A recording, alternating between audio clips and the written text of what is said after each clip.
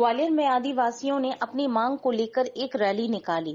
मध्य प्रदेश किसान सभा और आदिवासी एकता महासभा के बैनर तले इस रैली का आयोजन किया गया।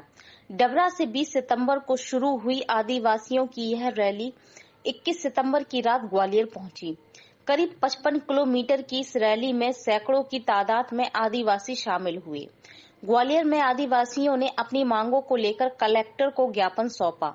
आदिवासियों की प्रमुख मांगों में भूमिहीन आदिवासियों को 5 एकड़ तक जमीन दी जाए, बेघर आदिवासियों को आवास और एक बत्ती कनेक्शन दिए जाए, साथ ही मनरेगा में आदिवासियों के लिए 200 दिन रोजगार दिए जाए और 600 रुपए प्रतिदिन मजदूरी दी जाए।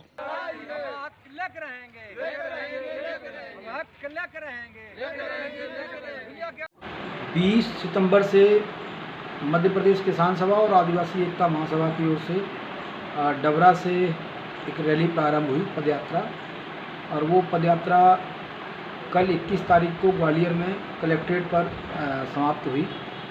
इस 2 दिन की पदयात्रा में सैकड़ों महिला, पुरुष, आदिवासी और किसान करीब 55 किलोमीटर पैदल चलकर कलेक्ट्रेट पहुँचे। चिलचिलाती धूप में गरीब महिलाएं, पुरुष कैसे कलेक्ट्रेट तक पहुँचे हैं, ये अपने आप में एक बड़ा ही विस्मयकारी बात है।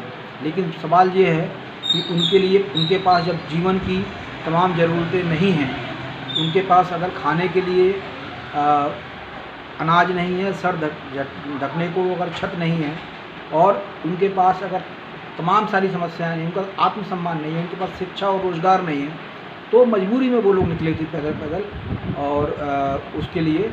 और आप समझिए कि इसमें जो मांगे थी वो मांगे हैं कि 5 एकड़ ज़मीन प्रत्येक भूमिहीन को दी जाए। ग्रामीण क्षेत्रों में जो इनके पास आवास नहीं है वो आवास दिए जाए। आवासों में भयंकर भ्रष्टाचारी हो रही है। इनकी मांग थी कि इन्हें एकल बत्ती कनेक्शन का लाभ दिया जाए। इनकी मांग ये थी कि इन पट्टे इनके पास हैं, लेकिन उस पट्टे पर कब्जा जो है दबंगों का है, ऐसे कब्जों को खाली कराया जाए। इनकी मांग ये थी कि मनरेगा में जो रोज़गार है वो रोज़गार 200 दिन का किया जाए और उसकी मजदूरी बढ़ा के 600 रुपये प्रतिदिन के हिसाब से की जाए। इनके साथ साथ हमारी ये भी मांग थी कि मंडियों में जो फसल है उस फसल का वाजिब दाम नहीं मिलता, किसानों की लूट होती है, उस लूट पे रोक लगाई जाए, किसानों को सस्ता खाद और बीज दिया जाए। इन मांगों को लेकर ये पदयात्रा हुई है।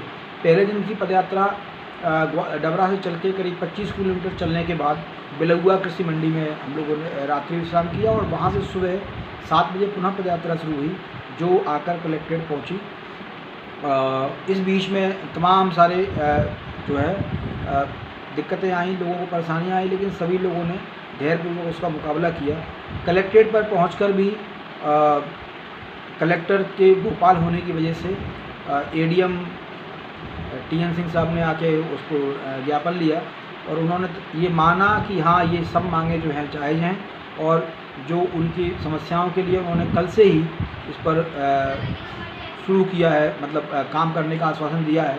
हमें उम्मीद है कि प्रशासन इन तमाम समस्याओं को मानेगा और जो समाज के वंचित और शोषित तबके हैं उनकी समस्याओं का निराकरण करेगा। और अगर ऐसा नहीं होता तो हम पुनः जो है इस आंदोलन को शुरू करने के लिए बाध्य होंगे। हम एक बात और कहना चाहते हैं कि ये जो रैली थी, ये रैली किसी पार्टी या किसी नेता को विधायक का टिकट और मंत्री बनवाने के लिए नहीं थी।